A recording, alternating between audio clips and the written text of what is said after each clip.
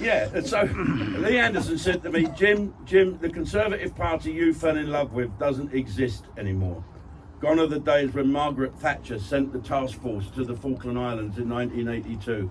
Gone were the days when our country couldn't be bullied. Gone are the days when there were people like yourself who would stand up for Britain and say, we're not having this, and you had a government that would back you up. Now that's gone. So what you've got to do, you've got to take back control.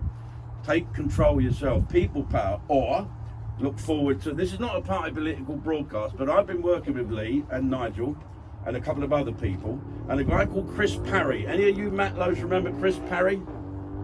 Right, I'm a bit of an anorak, right? So I was sitting on HMS Fearless that was in dry dock, having lunch with the captain, and on the wall was a picture of that old Wessex helicopter that had dropped the depth charge on Santa Fe. Do you remember that in South Georgia? And I said, being a knobby, show it off, you know, civvy. And I said, that's Ian Stanley flying that, isn't it? He said, bloody hell, Jim, you know your stuff, don't you? I said, well, if you're going to go down and entertain these guys, you've got to know exactly what they did. And he said, do you know who was navigating that helicopter? I said, no, I don't. He said, me.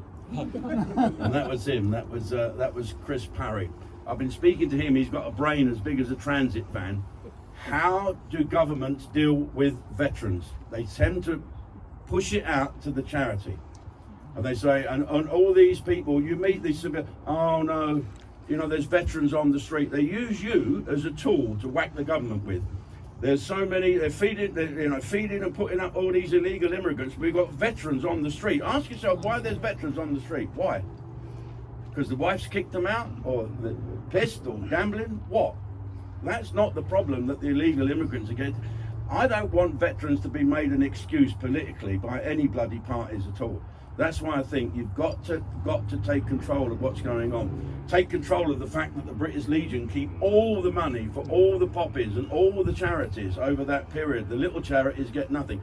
I formed a charity called Care After Combat, which looks after veterans that have been in prison or are in danger of going to prison or have just come out. I've probably met you guys quite a few times.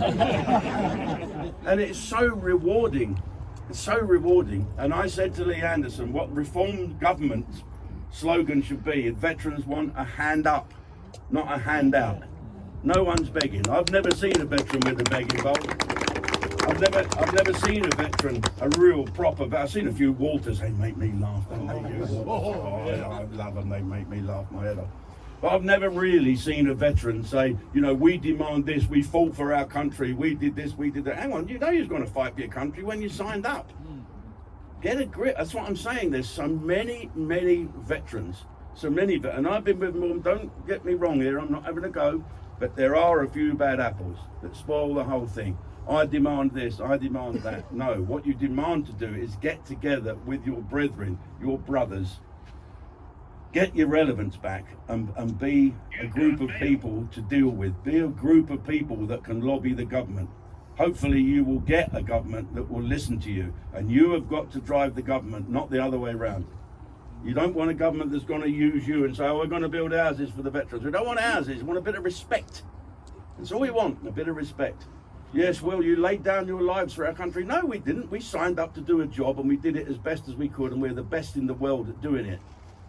We don't want to give that up. We want to be the best in the world at being veterans. I'd like nothing more to speak to the Royal British Legion, and I will, don't you worry about that, and say all these clubs you've got that my brother goes in with, all them leg draggers down in Dartford, what he does is sits there and gets pissed all afternoon and do the meat raffle on a Sunday. How about if we shut them down, flog them, and get the Ministry of Defence to allocate places behind the wire, have a veterans mess? Why can't we have that? Why can't we have officers mess, NAFI, sergeants mess, corporals mess, veterans mess, to give you access to everywhere?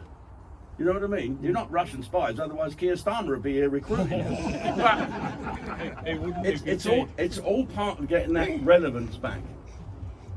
You know, it's all good being together like this, and it's great to see you all with your shoulders back again.